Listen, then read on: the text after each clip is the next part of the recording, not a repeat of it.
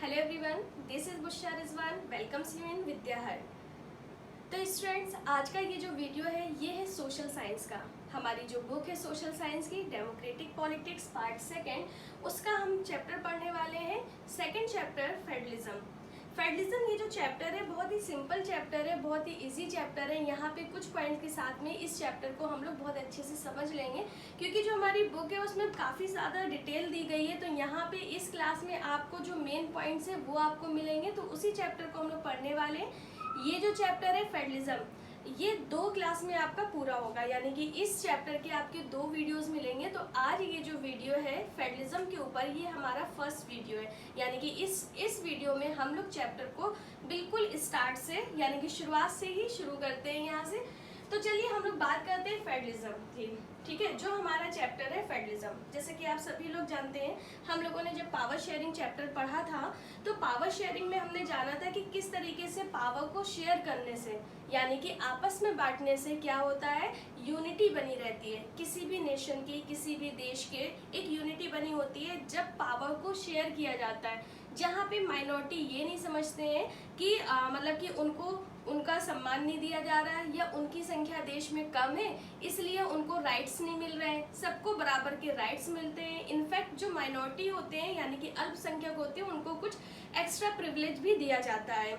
ठीक है, तो यहाँ पे हम लोग पढ़ने वाले हैं, बेसिकली जो हम लोग पढ़ रहे हैं ये है चैप्टर फेडरलिज्म, जिसमें हम लोग पावर शेयरिंग जो चैप्टर पढ़ा था उसमें फॉर्म्स ऑफ पावर शेयरिंग जो हम लोगों ने पढ़ा था, तो यहाँ पे हम लोग देखने वाले हैं vertical form of power sharing. यानी कि हमने वहाँ पे क्या देखा था, हॉरिजॉन्टल पावर शेयरिंग देखा था, हमने वर्टिकल पावर शेयरिंग देखा था, हमने कई सारे उसमें शेयरिंग देखी थी कि पावर को किस तरीके से शेयर किया जा सकता है। उसी में से एक टॉपिक है यहाँ पे पावर शेयरिंग का, वर्टिकल शेयरिंग ऑफ पावर, यानी कि पावर को किस तरीके से वर्टिकली शेयर करके हम लोग क्या कर सकते हैं, देश की यूनिटी को बनाए रख सकते हैं। और जो एडमिनिस्ट्रेशन है वो बहुत ही इजी स्मूथली चलता रहता है, कोई भी कॉन्फ्लिक्ट नहीं होते हैं। जैसे हमने पावर शेयरिंग में देखा था कि बेल्जियम कितना बेस्ट एग्जाम्पल बन के सामने आया था, जबकि श्रीलंका में हमने क्या देखा, कितना ज्यादा कॉन्फ्लिक्ट हुआ। इनफैक्ट वहां तो सिविल वार भी हुई थी। तो यहाँ पे हम क्या देख रहे हैं कि किस तरीके से पावर को शेयर करके, vertical form of power sharing यहाँ पे हम लोग देखने वाले हैं, जिससे देश की यूनिटी बनी रहे। तो हम लोग जो पावर शेयरिंग के बारे में बात कर रहे हैं उसमें जो फॉर्म है वर्टिकल शेयरिंग, इसके बारे में डिस्कस करेंगे, और साथ ही साथ हम लोग देखेंगे कि हमारे चैप्टर में क्या चीजें दी गई हैं।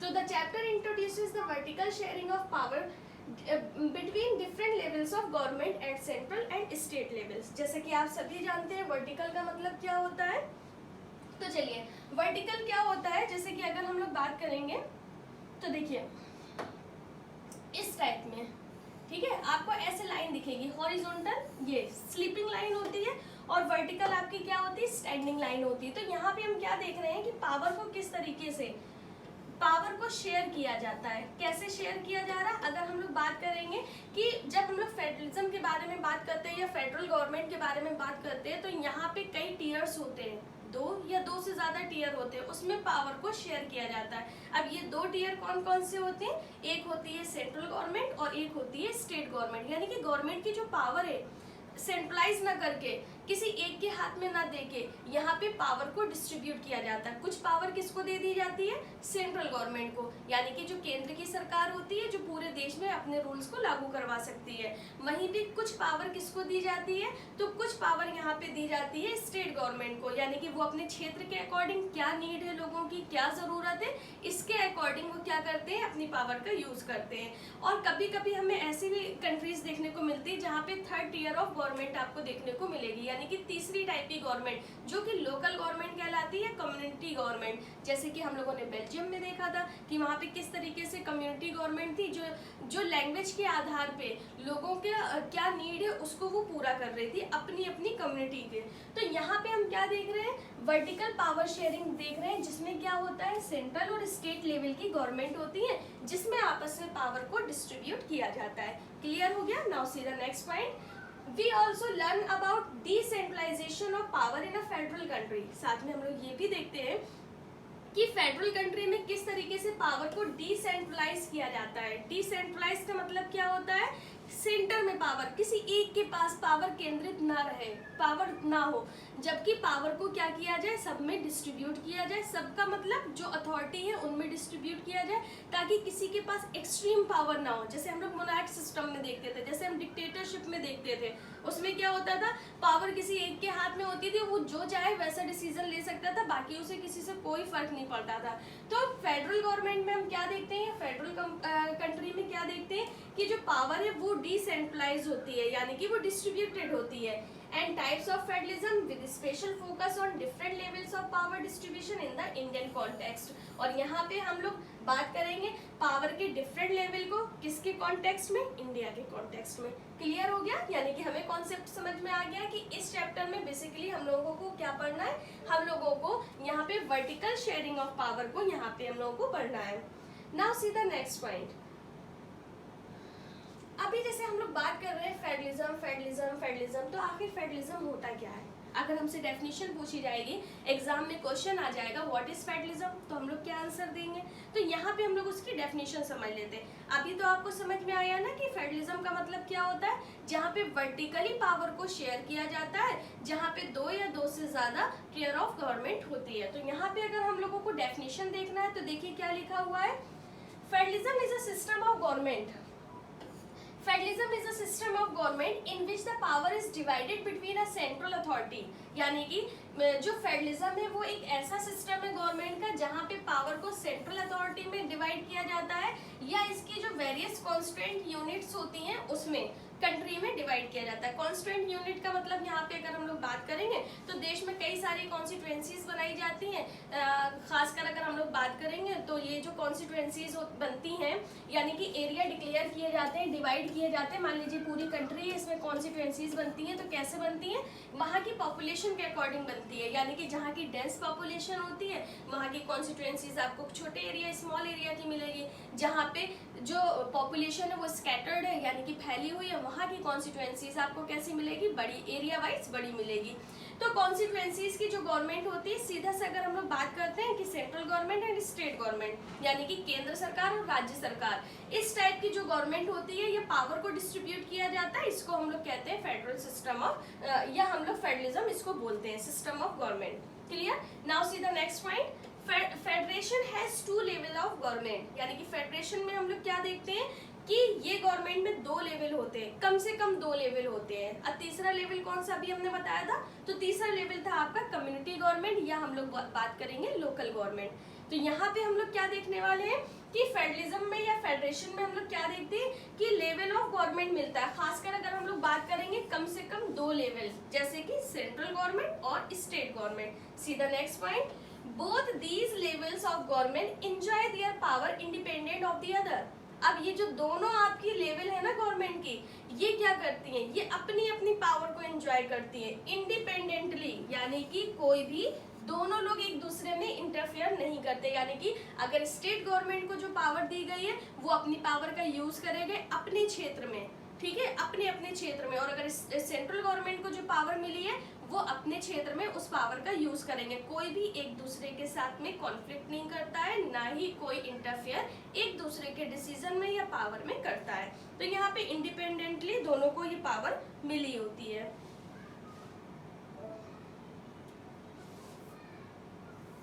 नेक्स्ट पॉइंट अगर हम लोग बात करते हैं तो यहाँ पे तो अभी हमने देखा था कि फेडरलिज्म क्या होता है। अब जो हमारा नेक्स्ट पॉइंट है वो है की फीचर्स ऑफ फेडरलिज्म, यानी कि अगर हम लोग बात करते हैं कि आखिर फेडरलिज्म के फीचर्स क्या है। जैसे आप मान लीजिए कोई मोबाइल फोन खरीदते हैं, मोबाइल फोन में आप फीचर्स देखते हो कि कैमरा कितने पिक्सल में है, फ्रंट कैमरा कैसा है, बैक कैमरा कैसा है, मेमोरी कैसी है, ठीक है, लुक वाइज कैसा है। तो ये क्या होते हैं, कैमरे के फीचर्स होते हैं या मोबाइल के फीचर्स होते हैं। इसी तरीके से अगर हम लोग बात कर रहे हैं फेडरलिज्म, तो फेडरलिज्म में ऐसी क्या क्वालिटी है, क्या चीज़ है जिससे हम समझ सकें कि यही फेडरलिज्म है, इसी को हम लोग फेडरलिज्म बोलेंगे। तो ये की फीचर्स यहाँ पे हम लोग समझने वाले हैं। तो देखिए देयर आर, अब देखिए की फीचर्स की अगर हम लोग बात करेंगे तो यहाँ पे की फीचर्स का मतलब क्या है, स्पेशल पॉइंट्स कौन कौन से हैं। तो अगर हम लोग स्पेशल पॉइंट्स के बारे में बात करते हैं तो देखिए देयर आर 2 और मोर लेवल, यानी कि टीयर्स, जैसे 1 टीयर 2 टीयर। आप लोग एग्जाम्स वगैरह देते हो तो आपको पता है कि कुछ एग्जाम्स ऐसे होते हैं जो टीयर वाइज होते हैं। अगर आपने 1 टीयर अगर आपने क्वालिफाई कर लिया तब आप सेकंड राउंड में जाएंगे या अगले टीयर में आप लोग जाएंगे, यानी कि यहाँ पे टीयर का मतलब हो गया लेवल। तो यहाँ पे हम क्या देख रहे हैं कि फेडरलिज्म का की फीचर आपको क्या देखने को मिलेगा कि यहाँ पे 2 या 2 से ज्यादा लेवल की क्या होती है, गवर्नमेंट होती है। ठीक है, 2 और मोर, यानी कि 2 या 2 से ज्यादा टाइप की यहाँ पे आपको गवर्नमेंट मिलेगी, यानी कि फेडरलिज्म में।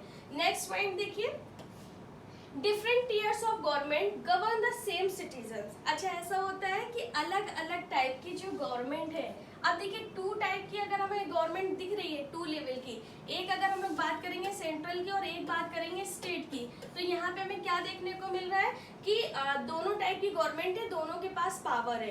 अब यहाँ पे ये जो दोनों गवर्नमेंट है ये सेम सिटीजन को गवर्न करती हैं। सेम सिटीजन, जैसे सपोज आप लोग कहाँ पे रह रहे हो, किसी एक स्टेट में, मान लीजिए अगर आप एमपी में रह रहे हो, मध्य प्रदेश में रह रहे हो, तो मध्य प्रदेश की जो गवर्नमेंट है यानी कि स्टेट गवर्नमेंट है, उसके जो रूल्स हैं या गवर्न कर रही है वो कर रही है। प्लस हम लोग कहाँ पे रह रहे हैं, हम लोग रह रहे हैं भारत में, यानी कि इंडिया में। तो जो सेंट्रल गवर्नमेंट है, ठीक है, केंद्र में जो सरकार है वो भी हमको गवर्न कर रही है। तो आप समझ रहे हो ना कि एक ही पर्सन को 2 टाइप की गवर्नमेंट गवर्न करती है, एक स्टेट गवर्नमेंट और एक सेंट्रल गवर्नमेंट, यानी कि स्टेट गवर्नमेंट भी सेम सिटीजन को गवर्न कर रही है और जो आपकी सेंट्रल गवर्नमेंट है वो भी सेम सिटीजन को यहाँ पे गवर्न कर रही है। But each tier has its own jurisdiction. अब आपको लगेगा कि भाई जो सिटीजन है उसके साथ तो बड़ा मतलब दिक्कत होने वाली है, वो किसका डिसीजन मानेगा, सेंट्रल का मानेगा या स्टेट का मानेगा, लेकिन ऐसा नहीं है, कोई भी कॉन्फ्लिक्ट नहीं होते हैं। क्यों नहीं होते हैं? क्योंकि सबके अपने अपने ज्यूरिडिक्शन है। ज्यूरिडिक्शन मीन्स क्या होता है, क्षेत्राधिकार, यानी कि अपने अपने क्षेत्र है। सेंट्रल गवर्नमेंट के अपने क्षेत्र है और स्टेट गवर्नमेंट के अपने क्षेत्र हैं, उसके अकॉर्डिंग ये लोग क्या करते हैं, वर्क करते हैं या पावर का यूज करते हैं। In specific matters of legislation, taxation and administration. Administration का मतलब क्या हो जाएगा, प्रशासनिक व्यवस्थाएं। तो यहाँ पे हम लोग क्या देख रहे हैं कि ये जो दोनों गवर्नमेंट हैं जो सेम सिटीजन को गवर्न कर रही हैं, यहाँ पे हम क्या देख रहे हैं कि जो लिंग्विस्टिक और लेजिस्लेशन, टैक्सेशन और एडमिनिस्ट्रेशन, ये जो तीनों मैटर हैं, इन तीनों मैटर में जो दोनों टाइप की गवर्नमेंट है सेम सिटीजन पे अलग अलग अपने अपने हिसाब से या अपने अपने ज्यूरिडिक्शन यानी कि क्षेत्राधिकार, जहां तक उनका क्षेत्र है उसके अकॉर्डिंग यहाँ पे वो लोग क्या करते हैं, रूल करते हैं। Now it is clear. अब हम लोग बात करेंगे हमारा जो नेक्स्ट फीचर है, यानी कि की फीचर जो हमारा नेक्स्ट है फेडरलिज्म के बारे में, उसके बारे में हम लोग डिस्कस करते हैं।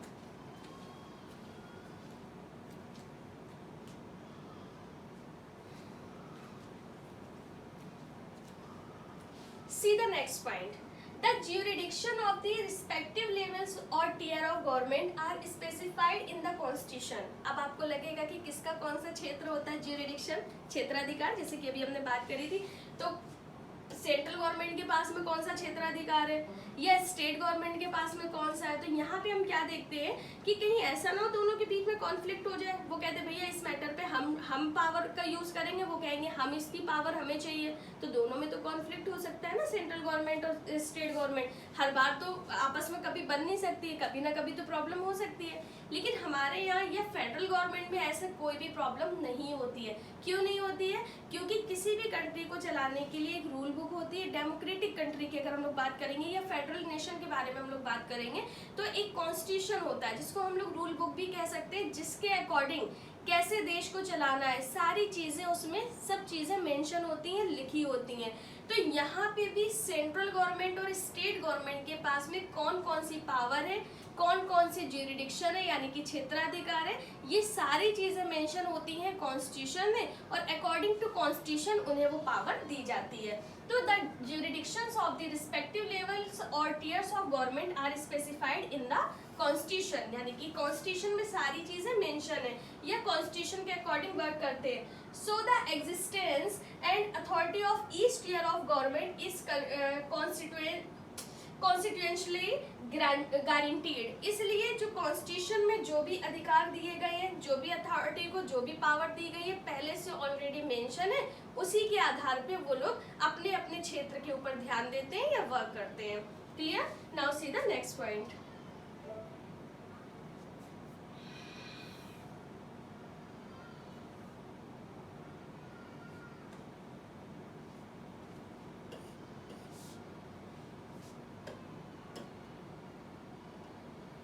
सी द नेक्स्ट पॉइंट, देखिए the fundamental provisions of the constitution can not be unilaterally changed by one level of government.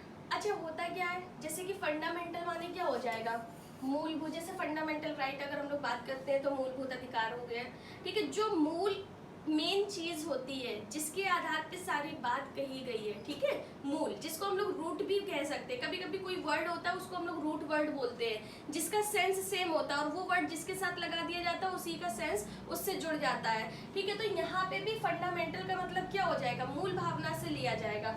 तो हमारे कॉन्स्टिट्यूशन में जो मूल रूप से जो चीजें लिखी गई हैं वो तो पहली बात तो ऐसे चेंज नहीं हो सकती है, ठीक है, लेकिन अगर कोई बदलाव करना है या कुछ नया जोड़ना है तो यहाँ पे हम क्या देखते हैं कि कोई एक लेवल ऑफ गवर्नमेंट इसको चेंज नहीं कर सकती, कैन नॉट बी चेंज्ड, ठीक है, bye one level of government, कोई एक लेवल, यानी कि स्टेट लेवल हो, सेंट्रल लेवल हो। अभी हम वर्टिकल पावर ऑफ शेयरिंग पढ़ रहे हैं ना, तो वर्टिकल में हम क्या देखते हैं, जो पूरे देश को गवर्न कर रही है वो हो गई सेंट्रल गवर्नमेंट, जो किसी एक स्टेट को गवर्न कर रही है वो हो गई स्टेट गवर्नमेंट, कभी कभी किसी एक कम्युनिटी को या लोकल गवर्नमेंट कर रही है तो वो अलग हो गई। तो यहाँ पे स्टेट गवर्नमेंट का दायरा भले छोटा हो, ठीक है, लेकिन जब इस एरिया के बारे में बात होगी तो सेंट्रल गवर्नमेंट अपना अधिकार यहाँ पे अकेले नहीं चला सकती, यहाँ पे स्टेट गवर्नमेंट इंटरफेयर करेगी। अब सोचिए यहाँ पे जो भी कॉन्स्टिट्यूशन में लिखा गया है पावर है या जो भी प्रावधान है, अगर चेंज करना है तो कोई एक गवर्नमेंट नहीं कर सकती, अगर चाहे स्टेट गवर्नमेंट अपने क्षेत्र के अकॉर्डिंग कोई चेंजेस कर ले नहीं कर सकती है, ठीक है, दोनों को सलाह मशवरा करके ही चेंज करना पड़ेगा, सेंट्रल गवर्नमेंट को और स्टेट गवर्नमेंट को। तो such changes require the consent of both the level of government, यानी कि दोनों जो लेवल है सेंट्रल गवर्नमेंट हो या स्टेट गवर्नमेंट हो, दोनों लोगों के विचार विमर्श के साथ में ही कोई डिसीजन लिया जा सकता है। अभी और भी पॉइंट्स मिलेंगे, आपके मन में सवाल आ रहा होगा अगर मान लीजिए दोनों की सोच ही ना मिले, विचार ना मिले कोई चेंजेस में, तो फिर क्या होगा, तो देखिए यहाँ पे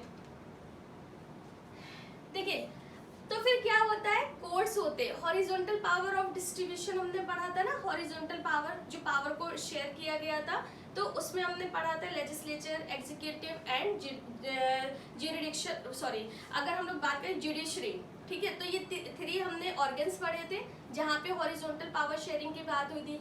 तो अब जब कोई डिस्प्यूट होता है, कोई कॉन्फ्लिक्ट होता है, तो ये कोर्ट्स ही सामने आते हैं और उस मैटर को सॉल्व करते हैं। तो देखिए, courts have the power to interpret the constitution and the power of different levels of government. होता क्या है कि जो कोर्ट है ना, जब उन्हें ये लगता है कि कॉन्स्टिट्यूशन के साथ छेड़छाड़ किया जा रहा है या रूल्स जैसे लिखे गए हैं उन रूल्स को फॉलो नहीं किया जा रहा है, तो वो क्या करता है, अपनी पावर का यूज करता है दोनों जो डिफरेंट लेवल ऑफ गवर्नमेंट है उनमें।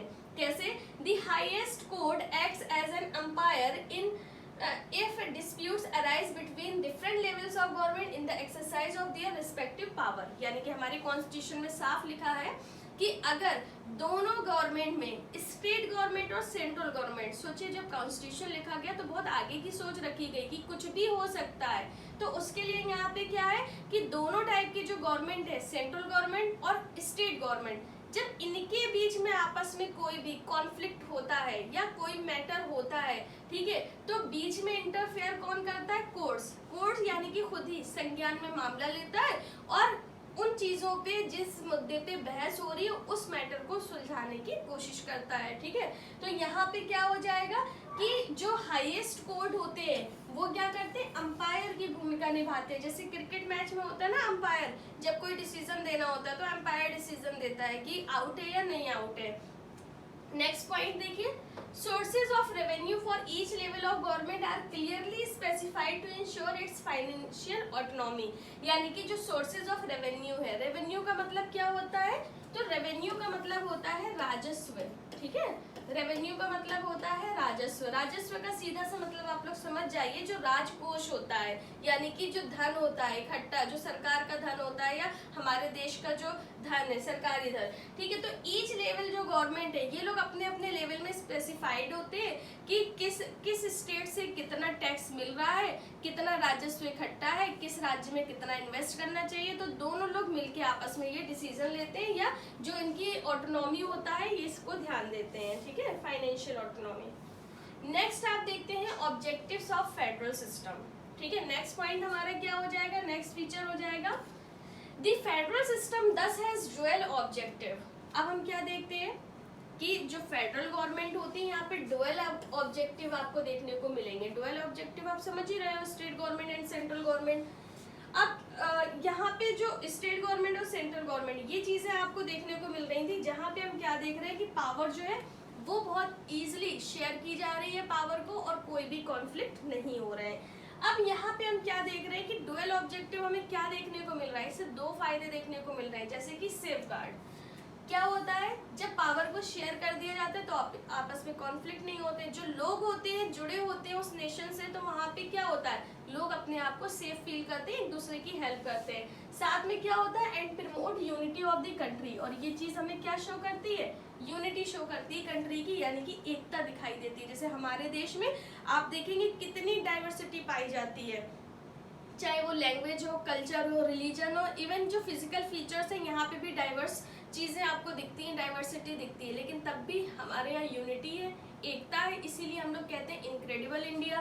तो यहाँ पे हम क्या देख रहे हैं कि अगर फेडरलिज्म होता है तो यहाँ पे हमें डुअल ऑब्जेक्ट दिखते हैं, एक तो सेफगार्ड यानी कि हम सुरक्षित रहते हैं, दूसरा हमें यहाँ पे एकता दिखाई देती है, यूनिटी दिखाई देती है। while at the same time accommodate regional diversity, साथ ही साथ जो रीजनल डाइवर्सिटी होती है, रीजनल यानी कि क्षेत्रीय जो विभिन्नताएं होती हैं वो भी अकोमोडेट होती है, यानी कि एक दूसरे के कल्चर के बारे में भी हम लोग जानते हैं, समझते हैं। An ideal federal system mutual trust and agreement to live together. अगर हम लोग एक आइडियल फेडरल सिस्टम के बारे में बात करते हैं तो क्या मतलब है, म्यूचुअल ट्रस्ट। अच्छा, म्यूचुअल ट्रस्ट मीन्स क्या होता है, म्यूचुअल ट्रस्ट मीन्स होता है एक दूसरे के ऊपर विश्वास बनाए रखना। जैसे मान लीजिए अगर स्टेट गवर्नमेंट है, ठीक है, और सेंट्रल गवर्नमेंट है, दोनों तरीके की गवर्नमेंट है और अच्छे से वर्क कर रही है, तो जनता का भी विश्वास सरकार पे होता है। जो माइनॉरिटीज में लोग होते हैं यानी कि अल्पसंख्यक होते हैं, उनका भी विश्वास देश के ऊपर बढ़ता है या गवर्नमेंट के ऊपर बढ़ता है कि चलो ठीक है, हमारा पूरा सम्मान है, हम सुरक्षित हैं, तो एक दूसरे का विश्वास बनता है। And agreement to live together, और एक तरीके का एग्रीमेंट भी होता है कि साथ साथ रह रहे हैं, ठीक है, दोनों लोग एक दूसरे की जरूरत है। क्लियर हो गया? Now see the next point. अब हम लोग बात करेंगे जो हमारा नेक्स्ट पॉइंट है जिसमें हम लोग रूट्स पढ़ेंगे कि फेडरेशन के कितने रूट्स होते हैं। तो यहाँ पे हमें दो ही रूट्स पढ़ने को मिलेंगे और ये है आज का हमारा लास्ट टॉपिक, क्योंकि अभी हमने आपसे क्या बोला था स्टार्टिंग में कि हम लोग पढ़ने वाले हैं इस चैप्टर को दो पार्ट में, यानी कि हमारे दो वीडियोस होंगे। तो फर्स्ट पार्ट हम लोग पढ़ रहे हैं जिसमें हम लोग बात कर रहे हैं होल्डिंग टुगेदर तक, यहाँ तक हम लोग बात करेंगे। इसके बाद में नेक्स्ट जो सारे पॉइंट्स होंगे वो हम लोग हमारे नेक्स्ट वीडियो में कंटिन्यू करेंगे। अभी हम क्या देख रहे हैं, that exact balance of power between the central and state government varies from one federation to another. जैसे कि हम लोगों ने अभी बात करी थी ना कि जब हम म्यूचुअल ट्रस्ट देख रहे हैं और एग्रीमेंट देख रहे हैं, ठीक है, दोनों लोगों का साथ साथ रहने का, तो हमें एक बढ़िया सा बैलेंस देखने को मिलता है जो एक फेडरेशन बन के सामने आता है। चलिए अब यहाँ पे हम लोग बात करेंगे, there are two kinds of routes through which federation have been formed, यानी कि यहाँ पे आपको दो तरीके देखने को मिलेंगे जैसे फेडरेशन बनता है। अच्छा, होता क्या है, जैसे कि जब हमारा देश आज़ाद हुआ था तो हुआ क्या था, कुछ स्टेट तो ऐसे थे जिनको हमारे देश में कोशिश की गई, जैसे कि स्टैचू ऑफ यूनिटी हम सभी जानते हैं, सरदार वल्लभ भाई पटेल जी का स्टैचू है, और उसका नाम स्टैचू ऑफ यूनिटी क्यों दिया है, क्योंकि उन्होंने देश को एकता में बांधे रखने के लिए बहुत प्रयास किया है। 256 जो कॉन्स्टिट्यूएंसीज थी उन्होंने उसको जोड़ा और एक नेशन बना के तैयार किया।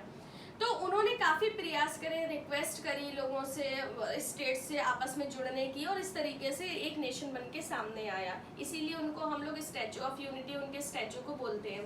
तो यहाँ पे हम क्या देख रहे हैं कि कभी कभी क्या होता है कि देश में कुछ स्टेट्स क्या होते हैं अपनी मर्जी से जुड़ते हैं और कुछ को जोड़ा जाता है, या वो इसलिए किसी देश का हिस्सा बन जाते हैं कि वो अगर अकेले रहेंगे तो कोई भी देश उन पे हमला कर सकता है, कोई भी उनको अपने अधिकार में ले सकता है, वहाँ के रिसोर्सेज को एक्सप्लॉइट कर सकता है, वहाँ के लोगों को परेशान कर सकता है। इसलिए क्या होता है कि कुछ स्टेट बड़े नेशन के साथ में जुड़ जाते हैं। हमारा इंडिया भी बहुत बड़ी कंट्री है। अब होता क्या है, जैसे कि आप सभी जानते हैं, कुछ स्टेट क्या होते हैं, रिच ऑफ रिसोर्सेज होते हैं, जहाँ पे रिसोर्सेज बहुत ज़्यादा होते हैं और उनका यूज़ जब हम लोग करते हैं तो बड़े बेनिफिशियल रहते हैं, यानी कि देश की जो इकोनॉमी है वो ग्रो करवाते हैं। आगे बढ़ाते हैं। जैसे कि अगर हम लोग बात करेंगे एग्रीकल्चरल स्टेट, अगर हम लोग बात करें पंजाब हरियाणा वगैरह, और भी अगर हम लोग बात करेंगे जैसे कि माइंस वगैरह है छत्तीसगढ़ वगैरह में, या अगर हम लोग फिल्म सिटी की बात करें बॉम्बे वगैरह, तो कुछ स्टेट और राज्य ऐसे हैं अगर हम लोग बात करें तो वहाँ पे क्या है कि इकोनॉमी बहुत अच्छी है और देश की वहाँ की इनकम बहुत अच्छी है, रिसोर्सेज बहुत अच्छे हैं जो देश की इकोनॉमी को ग्रो करवाते हैं। वहीं पे कुछ स्टेट ऐसे भी हैं जहाँ पे क्या होता है कि इकोनॉमी नहीं अच्छी है या रिसोर्सेज वहाँ पे इतने ज़्यादा अवेलेबल नहीं है, बल्कि जो गवर्नमेंट है उसका खुद ख्याल रखना पड़ता है। जैसे आप देखेंगे लद्दाख वगैरह के बारे में, है ना। तो कुछ स्टेट ऐसे हैं जो बाद में हमारे देश में जुड़े, सिक्किम वगैरह के बारे में अगर हम बात करेंगे, गोवा है, सिक्किम है, ये सारी चीज़ें बाद में जुड़ी हैं। अच्छा, होता क्या है, कुछ स्टेट अपनी शर्तों के अकॉर्डिंग जोड़ते हैं तो उनको क्या होता है, स्पेशल पावर दी जाती है। अभी हालांकि हटा दिया गया है, लेकिन जैसे हम लोग कश्मीर के बारे में बात करते हैं तो 370 जो धारा उसे दी गई थी, जैसे कि उनका अपना खुद का एक झंडा था, वो खुद के अपने कुछ रूल्स को फॉलो करते थे, तो वो कुछ स्पेशल पावर कुछ स्टेट को दी गई है। जैसे कि सिक्किम है, अब कश्मीर का हट गया है, यूनियन टेरिटरी बन गया, लद्दाख और कश्मीर दोनों को यूटी बना दिया गया। लेकिन हम क्या देखते हैं कि कुछ स्पेशल पावर स्टेट को दी जाती है। अब ये कौन से फेडरेशन कहलाता है या फेडरल कहलाता है, इसके बारे में हम लोग बात कर रहे हैं। तो देखिए, अगर हम लोग बात करेंगे, दो रूट्स आपको कौन से दिखाई देंगे। फर्स्ट रूट आपका दिखेगा कमिंग टूगेदर फेडरेशन।